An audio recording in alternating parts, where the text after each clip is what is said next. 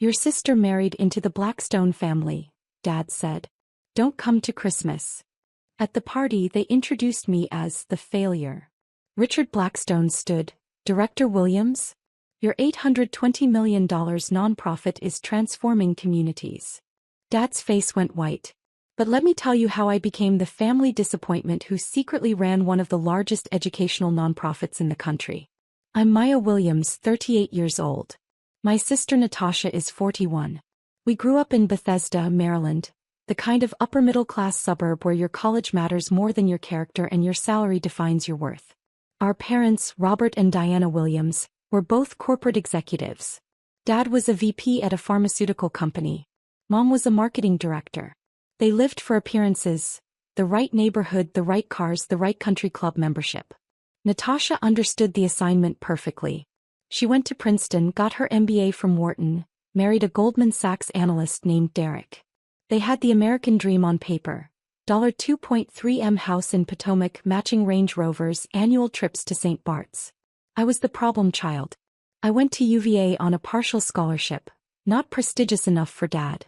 I majored in social work, a poverty degree, Mom called it.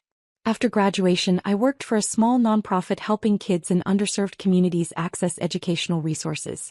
Starting salary, $32,000. Maya's doing charity work. Mom would tell her friends the way you might say Maya's collecting garbage. Dad was more direct. When are you going to get a real job? This is a real job, I'd say. Real jobs have six-figure salaries. Real jobs have career trajectories. You're 23 years old making $30,000. That's not a career. That's a hobby. I didn't argue. I learned early that arguing with my father was like arguing with a brick wall. Painful and pointless. What my parents didn't know, what they never bothered to ask about, was that I was good at my work. Really good. Within 2 years I'd restructured our entire program model. Secured 3 major grants. Doubled our student enrollment. The executive director noticed. Maya, have you ever thought about leadership? I'm a social worker. I help kids. You could help more kids if you were making organizational decisions. At 27 I became director of programs. At 30 executive director. At 32, I merged 3 struggling nonprofits into one organization with a unified mission, closing the educational opportunity gap for low-income students. We called it Bright Futures Initiative. My parents thought I was still making $40,000 at that little charity. In reality, I was running a $820 million organization with programs in 43 states, partnerships with 15 universities, and a staff of over 200 people. We'd helped more than 500,000 students access college prep resources, scholarship funding and mentorship programs. My salary was $285,000. Not that I cared about money. I lived in a modest townhouse in Arlington, drove a 7-year-old Subaru, wore clothes from Target. Every extra dollar went back into the organization. But I kept quiet about my success. Not because I was ashamed, because I knew my family. If I told them about Bright Futures, Dad would say I was wasting my education. Mom would ask why I wasn't making real money in corporate America. Natasha would find a way to make it about her. So I let them think I was a low-level nonprofit worker making poverty wages. It was easier than the alternative. Natasha, meanwhile, had become insufferable after her divorce from Derek. She traded up, married a man named Stephen Whitmore whose family was old money. Not just rich, generationally wealthy. The kind of wealth that came with trust funds, vacation homes, and memberships to clubs that didn't have websites. She called me the day after the engagement. Maya, I'm marrying into the Whitmore family. Do you know what that means? That you love Stephen? It means I'm going to be part of something that matters. Stephen's family knows everyone. Senators, CEOs, foundation presidents. His parents manage a $2.1 billion private equity fund. That's impressive. Impressive? It's transformative. This is what success looks like, Maya. This is what happens when you make smart choices instead of wasting your life on charity cases. I said nothing. I'm telling you this because I need you to understand. When you meet Stephen's family, you need to be on your best behavior. Don't talk about your nonprofit work. Don't mention money or lack of it. Just try not to embarrass me. I'll do my best. I'm serious, Maya. Stephen's parents are sophisticated people. They donate to real organizations, museums, hospitals, universities. Not little community groups. I can't have them thinking the Williams family is ordinary. The wedding was elegant, expensive, exclusive. I wore a dress from Macy's. Natasha wore custom Vera Wang. The reception was at a private estate with 200 guests who all looked like they'd stepped out of a yacht club catalog. I met Stephen's parents briefly. Richard and Patricia Blackstone. Silver-haired, impeccably dressed, the kind of people who radiate old money. Maya, lovely to meet you, Patricia said. Natasha mentioned you work in nonprofits? Yes, ma'am. Educational access. How noble, she said with a smile that didn't reach her eyes. We didn't speak again that night. Over the next 3 years, Natasha's identity became completely wrapped up in being a Blackstone. She joined boards, not because she cared about the causes, but because that's what Blackstone women do. She hosted fundraisers, attended galas, posted Instagram photos with captions like, "Grateful to give back," next to pictures of her in $5,000 gowns. She also talked about the Blackstone Foundation constantly. Stephen's parents managed $2.1 billion in investments, she'd say at family dinners. Their foundation gives away $50 million annually. Can you imagine having that kind of impact, Maya? I could imagine. I saw it every day. But I said nothing. Last month, Natasha called with an announcement. We're hosting Christmas at the Blackstone estate this year. The whole family, Stephen's parents, his sister, everyone. That sounds nice. It's not just nice, Maya. It's important. Richard and Patricia want to get to know our side of the family better. This is a big deal. I'm happy to come. There was a pause. Actually, I need to talk to you about that. About what? About you coming. She took a breath. Maya, I love you. But I need you to understand, Stephen's family is used to a certain level of success. They respect achievement, ambition, excellence. And you?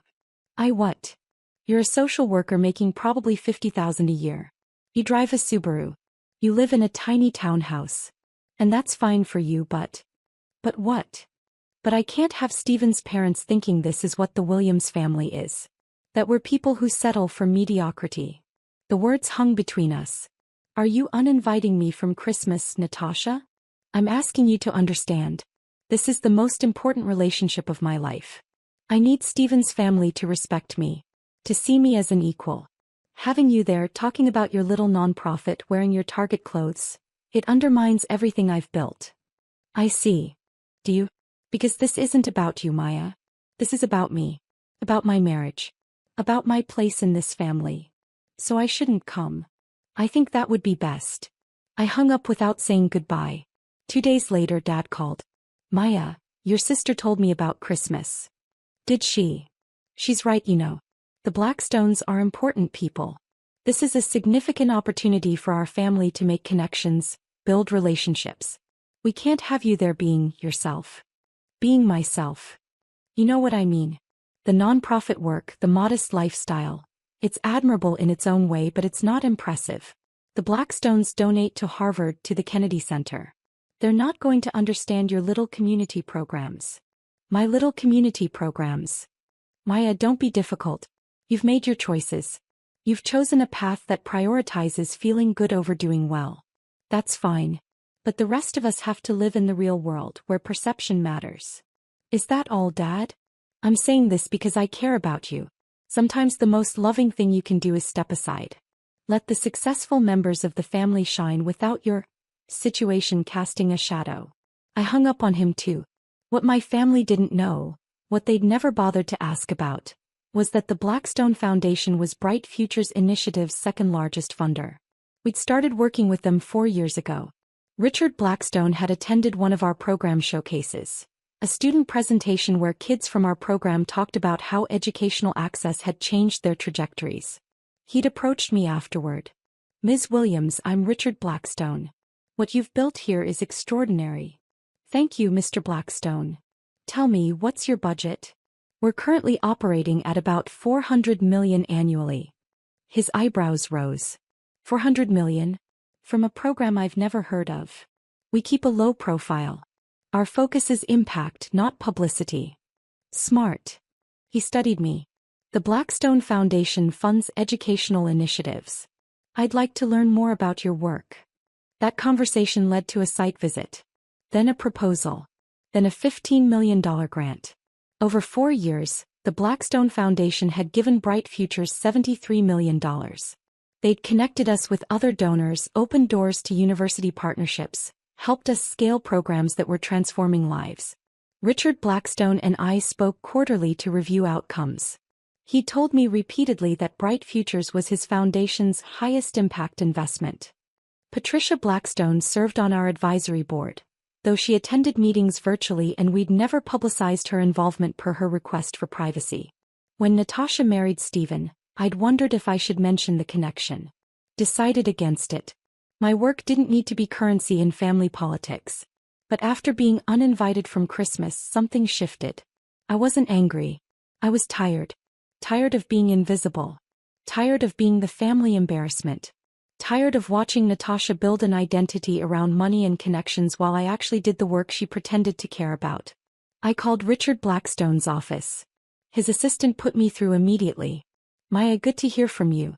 I was just reviewing your Q4 impact report. The college enrollment numbers are remarkable. Thank you, Richard. I'm actually calling about something personal. Oh, I understand you're hosting Christmas this year. That my sister and her family will be there. Yes, Stephen mentioned his in-laws would join us. I'm looking forward to meeting them properly. I took a breath. Richard, I need to tell you something. Natasha is my sister. Stephen is my brother-in-law. Silence. Your sister, he repeated slowly. Natasha Whitmore is your sister. Yes. Does she know about your work? About Bright Futures? No. My family thinks I'm a low-level social worker making about $50,000 a year. Why would they think that? Because I've never corrected them. And they've never asked. More silence. Then, Maya, forgive me for being direct, but why are you telling me this now?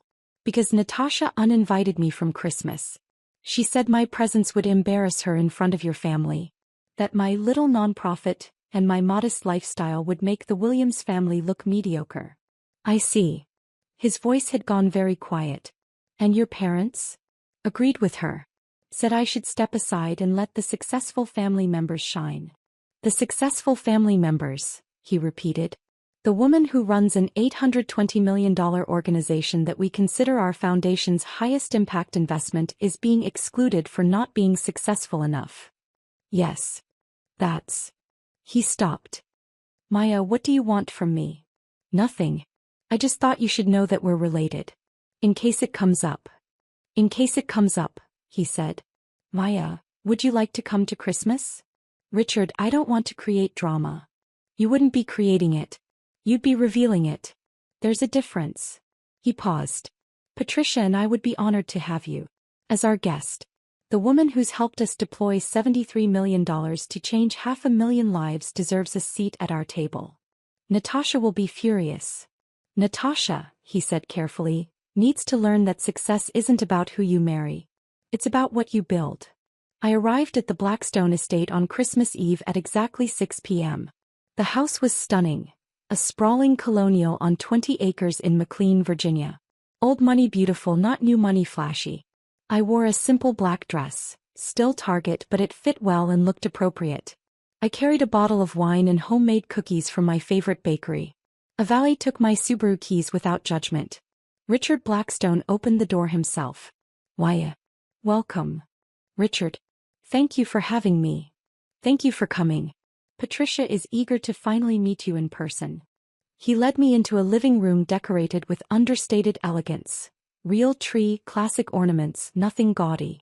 About 15 people mingled with cocktails. I saw Natasha immediately. She was holding court near the fireplace, wearing a designer dress that probably cost more than my car. Stephen stood beside her, looking polished and attentive. My parents were there too. Dad in his country club blazer, Mom in pearls and a forced smile. Natasha saw me. Her face went white then red. She crossed the room in 6 angry strides. What are you doing here? Richard invited me. Richard, Mr. Blackstone invited you? Why would he? She looked around frantically. You need to leave. No. Before his parents see you. I'm not leaving. Maya, I swear to God if you embarrass me. Natasha. Richard's voice cut through her panic. I invited your sister. She's welcome in my home. Natasha turned to him, forcing a smile. Mr. Blackstone, I'm so sorry. There's been a misunderstanding. Maya wasn't supposed to. There's no misunderstanding. Maya and I are colleagues. I wanted her here. Colleagues. Natasha's confusion was genuine. What do you mean, colleagues? We work together. She runs the educational nonprofit my foundation funds. Natasha laughed nervously. No, Maya works for a small community group. She's a social worker. I'm executive director of Bright Futures Initiative, I said quietly. We're an $820 million organization operating in 43 states. The Blackstone Foundation has funded our work for 4 years. The color drained from her face. My father appeared at her elbow. What's going on? Dad, this is Richard Blackstone, Natasha said weakly. Stephen's father. Dad extended his hand, his sales smile in place. Robert Williams. Pleasure to finally meet you properly. I understand your foundation does remarkable work. We try, Richard said. Though we're only as effective as the organizations we fund. Like Bright Futures Initiative. Are you familiar with Maya's work? Dad's smile faltered. Maya's work. Your daughter's nonprofit. The one transforming educational access for 500,000 students. I think there's some confusion, Dad said. Maya works for a small nonprofit. Entry-level position. Entry-level, Richard repeated. Robert, your daughter is the executive director of one of the most effective educational nonprofits in the country. She's built an organization that serves more students than most state education departments. Mom had joined us now, sensing trouble. Mr. Blackstone, Maya is very dedicated to her charity work, but I think you might be confusing her with someone else. I'm not confused. Richard's voice was firm. I've worked with Maya for 4 years. I've visited her programs, reviewed her outcomes data, watched her present to our foundation board. She's brilliant, strategic, and has accomplished more before 40 than most executives do in a lifetime. The room had gone quiet. Everyone was watching. Natasha found her voice. That's impossible. Maya doesn't, she can't, she makes $50,000 a year. I make $285,000, I said calmly. Plus benefits. My organization's operating budget is $820 million. We've helped 500,000 students. We have partnerships with 15 universities and programs in 43 states. You're lying, Natasha whispered. I'm not. But you never said, you let us think. You never asked. You assumed I was a failure because I didn't work in corporate America. You assumed I was poor because I drive a Subaru. You never once asked about my actual work. Patricia Blackstone appeared beside her husband. Maya, so good to finally meet in person. Our advisory board meetings don't do you justice. Natasha's mouth fell open. Advisory board? Patricia serves on Bright Futures Advisory Board, I explained. Though we keep her involvement private per her preference. Mom made a small sound. Dad just stared. Stephen, who'd been silent until now, spoke up. Natasha, you told me Maya worked at a community center. I thought she did. You thought or you wanted to think? Patricia's voice was gentle but pointed. Did you ever ask her about her work? Visit her organization? Show interest in what she does? Silence. Maybe we should sit down, Richard suggested. Dinner will be ready soon. The dining room table sat 20. Richard directed me to a seat beside Patricia, near the head of the table. Natasha and Stephen were farther down. My parents were in the middle. It was a deliberate seating arrangement. A statement. During appetizers, Richard addressed the table. I want to thank everyone for joining us. Family is about more than blood. It's about recognizing and celebrating each other's achievements. Speaking of which, he turned to me. Maya, would you tell everyone about the new scholarship program you're launching? All eyes turned to me. I took a breath. We're launching a national scholarship fund for first-generation college students. Full-ride scholarships, tuition, room, board, books, stipend for living expenses. We're starting with 500 students annually and scaling to 2,000 within 5 years. What's the funding commitment? Asked a man I recognized as Stephen's uncle. $200 million over 10 years. The Blackstone Foundation is our anchor funder with a $50 million commitment. Natasha's fork clattered against her plate. $50 million, my father said weakly. That's just their portion, I continued. We've secured commitments from 7 other foundations. The program launches next fall. Patricia smiled. We're thrilled to partner on this. Maya's vision for removing financial barriers to education aligns perfectly with our foundation's mission. Mom found her voice. Maya, why didn't you tell us about this? When would I have told you, Mom? During the dinners where you introduced me as the one who never made anything of herself? Or maybe during the holidays when Dad asked when I was getting a real job? The table went silent. That's not fair, Dad said. We've always supported you. Have you? Name one program I run. One accomplishment I've achieved. One thing about my work that you actually know. Silence. You can't, I said quietly. Because you've never asked. You've spent 15 years assuming I'm a failure because my success doesn't look like yours. Natasha was staring at her plate. Stephen looked uncomfortable. But here's what's really interesting, I continued. You uninvited me from Christmas because you were embarrassed of me. Because you thought I'd make the family look mediocre in front of the Blackstones. You wanted to hide me so the successful family members could shine. Maya, Mom started. Meanwhile, the Blackstones have been funding my work for 4 years. They've given my organization $73 million. Patricia serves on my advisory board. Richard calls me quarterly to review our impact data. The family you wanted to impress already knows me. They respect my work. It's their foundation's highest impact investment. Dad's face had gone from white to gray. So who exactly is the successful family member you wanted to shine? I asked. The sister who joined boards for status? Or the one who built an $820 million organization that changes lives? Natasha stood up abruptly. I need to talk to my sister. Alone. Natasha, Stephen began. Alone. Richard gestured to a side room.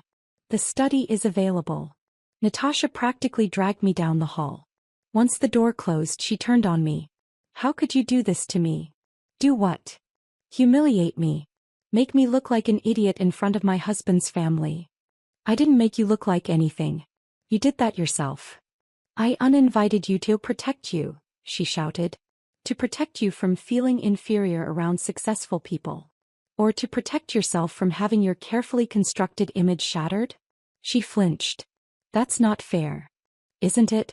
Natasha, you've spent 3 years building an identity around being a Blackstone. Around having access to their wealth, their connections, their foundation. You've posted photos at galas, bragged about their donations, acted like their success is yours. I'm Stephen's wife. Which makes you Stephen's wife. Not a philanthropist.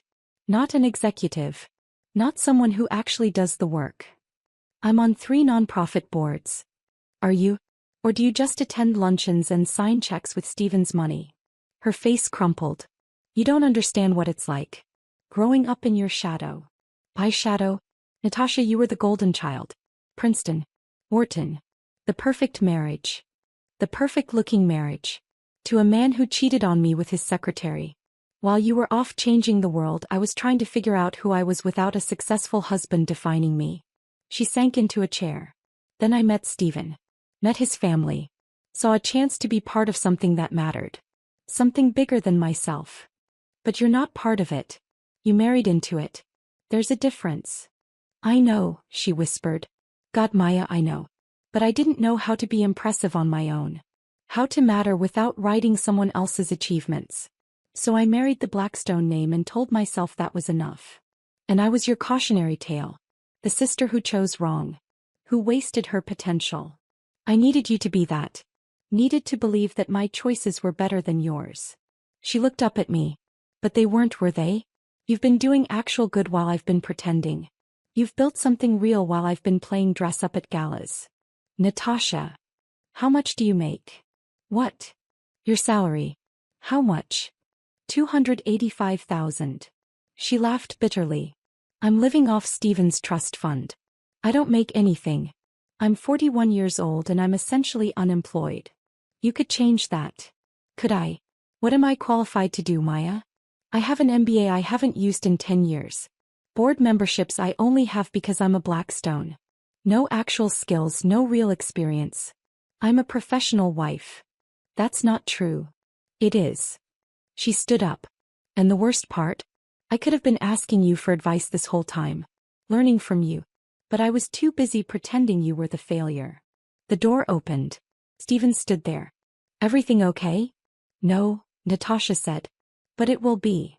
We returned to the dining room. The main course had been served. People were making careful small talk. Natasha stopped at the head of the table. Can I say something? Richard nodded. I need to apologize. To Maya primarily, but to everyone here. She took a breath. I uninvited my sister from Christmas because I was embarrassed of her. I told her she'd make our family look mediocre.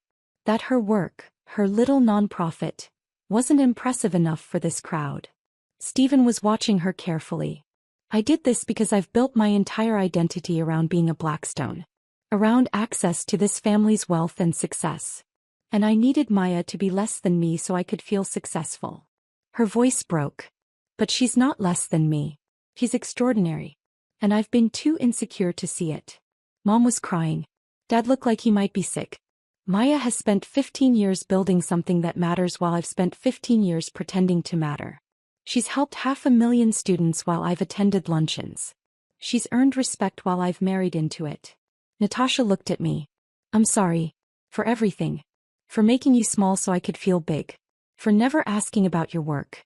For being too threatened by your success to celebrate it. I didn't know what to say. Patricia spoke into the silence. Natasha, it takes courage to acknowledge our insecurities. Even more to admit them publicly. I don't feel courageous. I feel ashamed. Shame can be productive, Patricia said gently. If it motivates change. Natasha nodded. Sat down. Stephen took her hand. My father cleared his throat. Maya, I owe you an apology too. Your mother and I have failed you as parents. We've measured success by salary and status instead of impact. We've dismissed your work without understanding it. That was wrong. Very wrong, Mom added, wiping her eyes. Sweetheart, we're so sorry. Are you? I asked quietly. Or are you sorry that you looked foolish in front of the Blackstones? Dad flinched. That's fair. Because if you're only apologizing because you got caught, that's not an apology. That's damage control. No, Dad said. You're right. We've been terrible. Dismissive. We've treated your life's work like it's a hobby. We've compared you to Natasha's corporate jobs and found you wanting. We never bothered to learn what you actually do. Why not? He thought about it. Because it was easier to assume you were struggling than to confront our own narrow definition of success. What does your organization do? Mom asked suddenly. Actually, I want to understand. So I told them. I told them about Maria, who grew up in poverty in rural Virginia and is now a doctor because Bright Futures helped her access AP classes and college prep resources. I told them about David, whose single mother worked 3 jobs and couldn't afford SAT tutoring. We provided it free. He's at MIT now. I told them about our college success coaches who help first-generation students navigate financial aid, about our scholarship programs, about partnerships that provide free textbooks and laptops. I told them about the 500,000 students whose lives had changed because we believed education should be accessible regardless of zip code or income.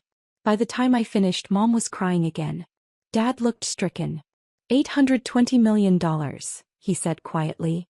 You're responsible for $820 million. I'm responsible for 500,000 students. The money is just the tool. Richard raised his glass. To Maya Williams, who understands that true success is measured in lives changed, not dollars accumulated. Everyone raised their glasses, except Natasha, who was staring at her plate. Natasha, Stephen said gently. She looked up, raised her glass. To my sister, who's everything I pretended to be. After dinner, Patricia pulled me aside. Walk with me. We went to the conservatory, a beautiful glass room full of plants and comfortable seating. You handled that with remarkable grace, she said. Did I? I feel like I dropped a bomb. You revealed the truth. The bomb was already there, you just made it visible. She settled into a chair. Richard and I have been concerned about Natasha. Concerned how? She joined our foundation's gala committee last year. We were pleased, thought she genuinely cared about our work. But over time, we realized she was more interested in the social aspects than the actual mission. She never asked about outcomes, never engaged with the substance. Just wanted her photo taken with donors. That sounds like Natasha. We've seen it before. People who marry into philanthropic families but never do the work. They attend events, serve on boards, put their names on donor walls. But they don't understand what we do or why it matters. She's trying, I offered. Is she? Or is she trying to maintain her image? Patricia studied me. Maya, can I be frank? Of course. Natasha reminds me of who I was at her age. Beautiful, connected, married to wealth. I sat on boards because Blackstone wives sat on boards. I hosted fundraisers because that's what was expected. I never asked why. What changed? I visited a program we funded. Saw actual children whose lives were changed by our investment. Met a girl who reminded me of my daughter. Same age, same intelligence, but born into poverty instead of privilege. That girl changed my perspective. What happened to her? She graduated from Yale. She's a pediatrician now. Works in underserved communities. Patricia smiled. I still get Christmas cards. Her daughter just turned 5. That's beautiful. It's meaningful. And it taught me that philanthropy without engagement is just vanity. She looked at me directly. Your sister needs to learn that lesson. The question is whether she's capable of learning it. I think she is. Maybe. I hope you're right. For her sake more than ours. Patricia stood. Richard and I want to increase our commitment to bright futures. 73 million has been transformative, but we can do more. Patricia, that's incredibly generous, but we're thinking 50 million annually for the next 5 years. 250 million total. Enough to triple your scholarship program and expand to all 50 states. I couldn't speak. Assuming you're interested, she added with a smile. Interested? Patricia, that would change everything. We could help millions more students. Then let's make it happen. We'll discuss details after the holidays. For now, enjoy your evening. And Maya? Thank you for trusting us enough to come tonight. Thank you for inviting me. When I returned to the living room, my parents were talking quietly with Richard. They saw me and stood up. Maya, Dad said. Can we talk? Outside maybe. We went to the terrace. It was cold but clear, stars visible despite the suburban lights. I don't know how to fix this, Dad said. Fix what? 15 years of being a terrible father. Of dismissing your work, your choices, your life. I've been so focused on conventional success that I couldn't see actual achievement right in front of me. Why, Dad? Why did you need me to fit your definition of success? He thought about it for a long time. Because I'm a mediocre man who achieved mediocre things. VP at a pharmaceutical company. Sounds impressive, but I topped out at middle management. Never made it to C-suite. Never built anything lasting. The only thing I could claim was that I raised successful daughters. You did raise successful daughters. No. I raised one daughter who chose conventional success and one who chose meaningful success. I celebrated the first and ignored the second because... He trailed off. Because what? Because your success highlighted my failure. You built something that matters. Something that will outlive you and change lives for generations. What have I built? A comfortable retirement and a country club membership. Mom took his hand. Robert. It's true, Diana. We've been living vicariously through our daughters' achievements instead of being proud of our daughters themselves. Natasha's success made us feel successful. Maya's success made us feel inadequate. So you dismissed it, I said quietly. Yes. He looked at me. I'm sorry. Truly sorry. Not because I looked foolish tonight, but because I've wasted 15 years being proud of the wrong things. What will you tell people now? I asked. When they ask about your daughters? He smiled sadly. The truth. That Natasha is figuring out who she is beyond her marriage. And that Maya runs one of the most effective educational nonprofits in the country. That I'm proud of one daughter for her courage and the other for her impact. That's a start, I said. Mom hugged me. I want to visit your organization. See what you've built. Would that be okay? I'd like that. I stayed at the Blackstone estate until midnight. We played board games, drank wine, Talked about everything except the elephant we'd addressed at dinner. As I was leaving, Natasha walked me to my car. "Stephen wants me to see a therapist," she said. "That's good. Is it? I feel like such a failure. 41 years old and I'm just now realizing I don't know who I am." "You're not a failure. You're figuring it out. There's a difference." "Maya, can I ask you something?" "Sure." "How did you know? That your work mattered? That you were making the right choices even when everyone was telling you otherwise?" "I thought about it. I didn't know. I just knew that the alternative, living someone else's definition of success, felt like dying slowly. I think I've been dying slowly for 20 years. Then stop. Choose differently." "How?" "Start by asking yourself what you care about. Not what looks good on Instagram. Not what impresses people. What actually matters to you." She was quiet for a long moment. "I don't know." "Then figure it out. You have time." "Do I? I'm 41. I'm 38. I didn't become executive director until I was 30. You have decades to build something meaningful. Will you help me?" "Help you how?" "I don't know. Can I volunteer at your organization? See what actual nonprofit work looks like." "You want to volunteer?" "I need to do something real. Something that's not about status or appearances. I need to figure out if I'm capable of being more than a professional wife." "Okay. Okay. Come to our main office next week. We'll find something for you to do." "But Natasha, this isn't a hobby. If you commit to this, you actually have to show up and do the work." "I will. I promise." He hugged me, the first real hug we'd shared in years. 3 months later, Natasha was volunteering 15 hours a week at Bright Futures. She started in our tutoring program, working directly with high school students on college essays. She was terrible at first. Too polished, too formal, unable to relate to kids from backgrounds nothing like hers. But she kept showing up. One day I found her crying in her car after a session. "What happened?" "One of my students, Maria, she wrote about her mother dying of cancer. About watching her siblings while her father worked night shifts. About not having anyone to help her with homework or college applications." Natasha wiped her eyes. "She's 17 years old and she's been raising her family for 3 years. And she apologized for her essay being too depressing." "What did you tell her?" "I told her it was the most powerful thing I'd ever read.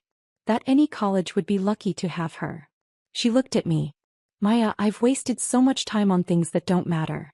While kids like Maria are fighting just to survive, I've been worried about whether my dress was impressive enough for a gala. But you're here now. That matters."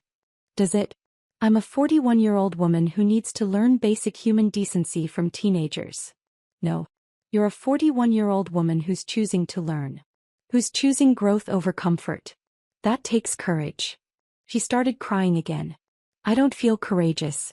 I feel ashamed." "Good. Let that shame fuel change instead of paralysis." 6 months after Christmas, the Blackstone Foundation increased their annual commitment to $50 million, just as Patricia promised. With that funding, we tripled our scholarship program, expanded to all 50 states, and partnered with 20 more universities. We also launched a new initiative, a leadership program for career changers who wanted to transition into nonprofit work. Natasha was our first participant. She took a 60% pay cut from her board member stipend to join our team as a program coordinator. She worked on college access initiatives, coordinated with university partners, and mentored students. She was surprisingly good at it. "Turns out," she told me over coffee one day, "I'm good at logistics and relationship management." Who knew that corporate skills could transfer to actual meaningful work? Anyone who was paying attention. "Shut up." She smiled. "But seriously, thank you. For not giving up on me. For letting me volunteer even after I was such a nightmare." "You weren't a nightmare. You were lost."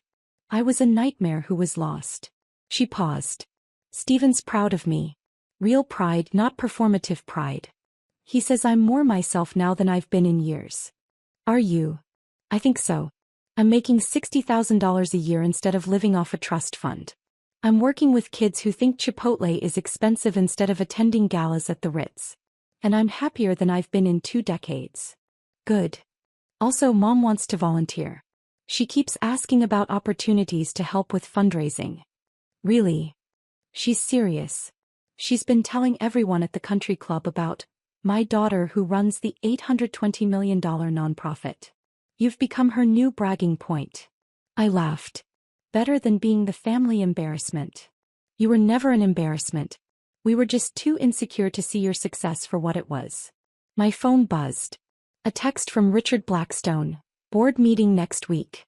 Patricia wants to propose new funding model for leadership program. Your sister is impressive. Well done. I showed Natasha the text. Your sister is impressive, she read. Wow. You are impressive. You're doing the work. I'm trying. That's all. She looked at me. Maya, can I ask you something? Always. Why did you let us think you were a failure for so long? Because it was easier than fighting. Easier than trying to make you see me differently. I thought if I just lived my life quietly, did my work without recognition, that would be enough. Was it? No. It was lonely. But it was survivable. I'm sorry it had to be survivable. It should have been celebrated. It is now, I said. That's what matters. 1 year after that Christmas dinner, our family gathered at my townhouse, the one they thought was sad and tiny. It's a 3-story historic row house with original hardwood floors, a chef's kitchen I never use, and a rooftop deck with views of the Potomac. This is your apartment? Mom said. Townhouse. I bought it 7 years ago. It's beautiful. Thank you. We had dinner, catered because I can't cook. We talked about Bright Future's latest expansion, about Natasha's program coordination work, about Dad's retirement plans. At one point Dad raised his glass. To Maya, who showed us that success isn't about salary or status. It's about impact. And who changed more lives in 15 years than most people do in a lifetime. And to Natasha, Mom added, who had the courage to change course and find meaningful work. And to us, I said, for figuring out how to be a family that celebrates actual achievement instead of performed success. We clinked glasses. Later, as everyone was leaving, Natasha hung back. Thank you, she said. For what? For that Christmas dinner. For letting Richard Blackstone reveal the truth. You could have kept hiding. Could have let me keep embarrassing myself. Instead, you showed me what I needed to see. You're welcome. I'm glad you're my sister, Maya. The successful one. The meaningful one. The one who actually matters. You matter too. I'm starting to believe that. He hugged me. I'll see you Monday at the office? Monday. I watched my family leave. Mom and Dad in their country club best. Natasha in jeans and a Bright Futures t-shirt. All of them different than they'd been a year ago. My phone buzzed. A text from Richard. Patricia and I were just discussing. How would you feel about joining the Blackstone Foundation board? We need voices that understand impact over optics. I smiled. Typed back. I'd be honored. Thank you. He replied immediately. Thank us? Maya, you've taught us more about meaningful philanthropy than we've taught you. The honor is ours. I set my phone down and looked around my sad little townhouse. My beautiful home that I'd earned, bought, and filled with a life I'd built on my own terms. I thought about that Christmas dinner. About the look on Dad's face when Richard Blackstone called me Director Williams. About Natasha's wine glass shattering. I thought about 15 years of being invisible, dismissed, treated like the family failure. And I thought about how good it felt to finally be seen. Not because I'd proven them wrong, though I had, but because I'd proven myself right. Success isn't about who you marry or what you earn or how you look on Instagram. It's about the work you do, the lives you change, the meaning you create. And by that measure, I'd been successful all along. They just hadn't been looking. The end.